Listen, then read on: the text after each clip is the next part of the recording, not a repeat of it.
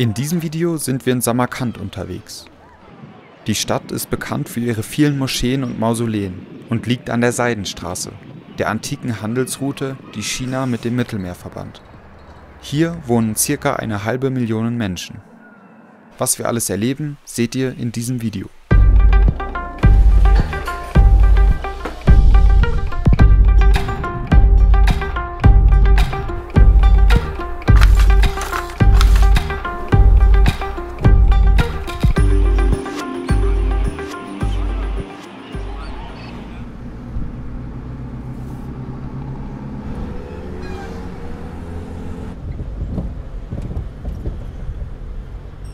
Wir sind jetzt in unserem Hotel hier angekommen und das Coole ist, dass man irgendwie immer die Küche mit benutzen darf, was ziemlich praktisch ist, wenn man dann mal sein eigenes Essen irgendwie machen will, und das werden wir jetzt auch direkt tun und Bratkartoffeln machen. Viel mehr als Bratkartoffeln essen passiert heute dann auch nicht mehr. Wir sind jetzt gerade auf dem Weg zu einem Bazar, weil ich ziemlich Hunger habe und Selma auch. Was wir danach machen, weiß ich noch nicht so genau, aber genau, ein bisschen die Stadt erkunden, erste Eindrücke sammeln, eventuell noch in eine Moschee gehen. Samarkand bedeutet übrigens so viel wie steinerne Stadt. Außerdem liegt sie auf einer Hochebene in 720 Metern Höhe. Schon auf dem Weg zum Bazar sehen wir einige gigantische Türme und Kuppeln. Die wollen wir uns dann natürlich nochmal genauer anschauen. Aber erstmal brauche ich etwas zu essen.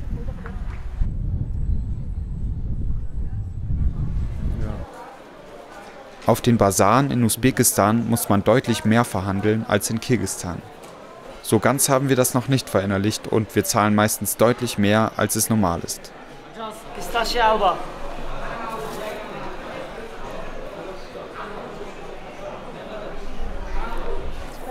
Thank you.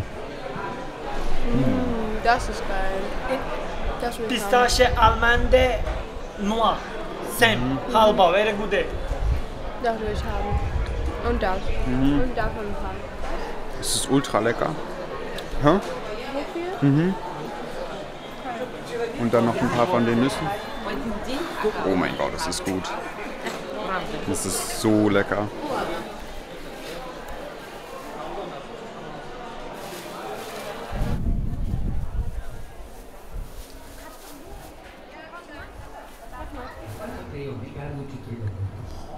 Wir machen uns auf den Weg zu der Moschee, die wir schon beim Hinlaufen gesehen haben.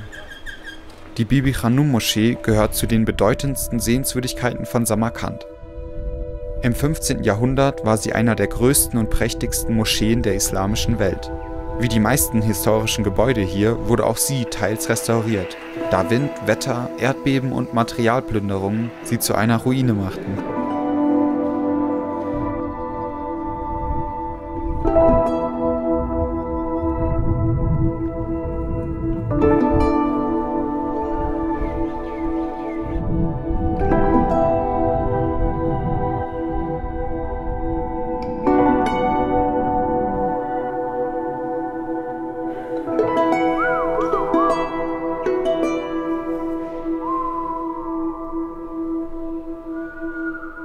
Wir machen uns auf den Weg zum Hotel, um etwas zu essen und den Tag ausklingen zu lassen. Morgen gehen wir dann zu der wohl bekanntesten Sehenswürdigkeit in ganz Samarkand. Wir sind jetzt wieder unterwegs und jetzt geht auch schon langsam die Sonne unter. Es ist jetzt so 17 Uhr. Vorher sind wir gar nicht rausgegangen und das werden wir auch nicht in den nächsten Tagen tun, außer morgen, weil es wirklich extrem heiß ist. Also selbst jetzt sind es noch so 32, 33 Grad und dann in der Mittagssonne zu sein, wenn die ganz oben ist und es gibt keinen Schatten, wäre dann echt eine Nummer zu heftig.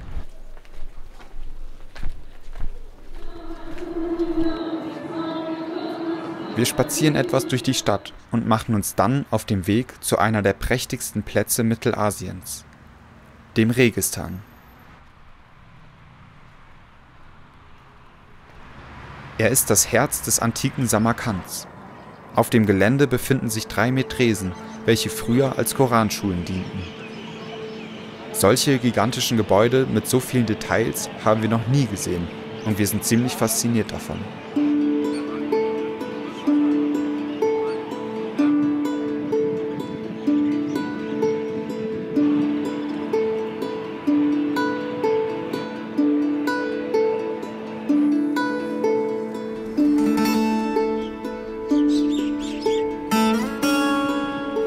Wir sind jetzt hier gerade in einer der Türme, der hohen, und können jetzt bis nach ganz oben gehen.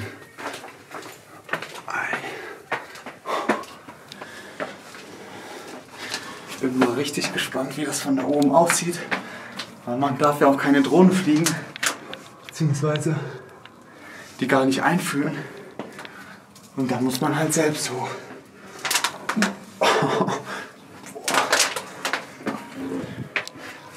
Wow, und da hat man voll die Aussicht immer.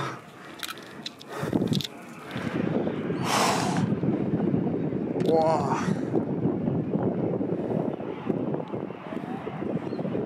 Wow.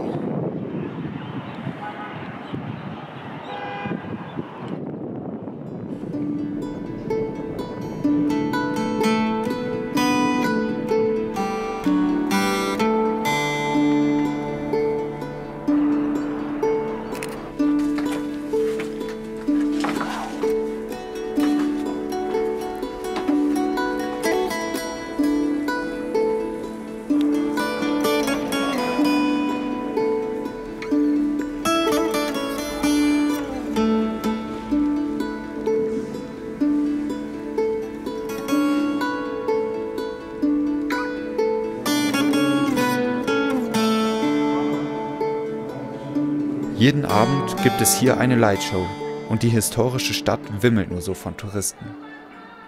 Wir machen uns jetzt wieder auf den Heimweg.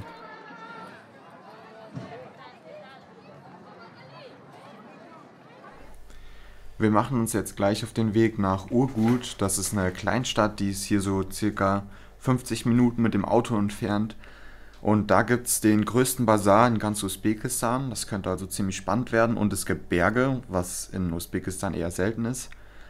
Aber es ist extrem heiß. Also heute Morgen bin ich aufgestanden und zum Waschbecken gegangen, wollte mir die Hände waschen. Und ich hatte auf komplett kalt gestellt und es war einfach warm. Es war sogar heiß. Also es ist richtig krass. Und heute sind wir auch noch in der Mittagssonne unterwegs. Es ist jetzt gleich 12 Uhr und dann starten wir.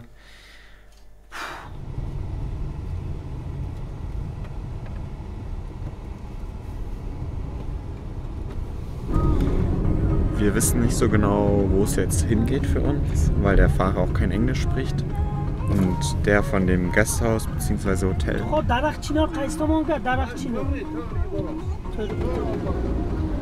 hat es mit ihm abgesprochen. Unser Fahrer weiß auch noch nicht genau, wo das ist. Mal schauen. Der Fahrer lässt uns bei einem Ort namens Khor Chinor, was 4 Planeten bedeutet, raus. Umgeben von uralten Platanenbäumen gibt es hier eine Moschee und eine heilige Quelle. Hier drin war früher übrigens ein Klassenzimmer. Der Baum ist anscheinend schon über 1500 Jahre alt.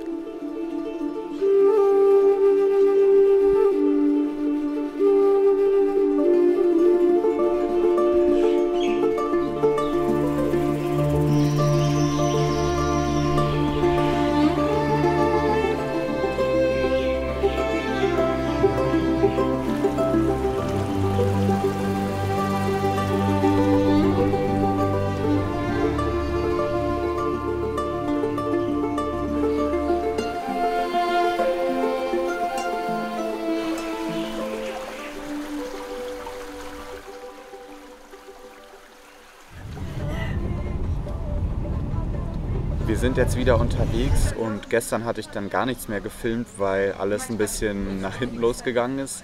Also wir sind da ja 50 Kilometer hingefahren und wollten zwar auch in den Park, aber nicht nur in den Park, sondern auch noch auf den Bazar und noch zu so Handwerkern.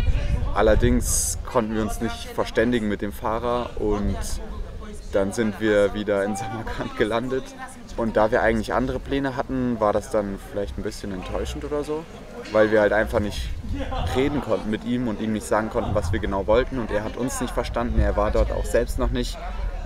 So viel zu den Problemen, die durch die Sprachbarriere auch kommen.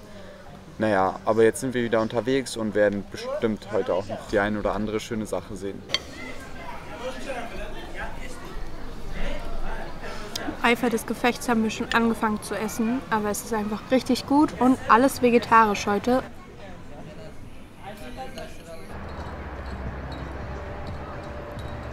Also unser Plan hat jetzt wieder nicht stattgefunden, weil wir ein bisschen zu spät dran waren und wir wollten noch zu so einem bunten Gebäude, was ziemlich schön aussieht, zumindest auf den Bildern. Das hat aber nur bis 19 Uhr geöffnet und da saßen wir noch im Restaurant. Und dementsprechend werden wir jetzt hier einfach den Sonnenuntergang anschauen, dann noch ein bisschen durch die Stadt laufen und ein Eis essen. Vielleicht. Gerade fühle ich mich ganz schön voll von dem vielen guten Essen.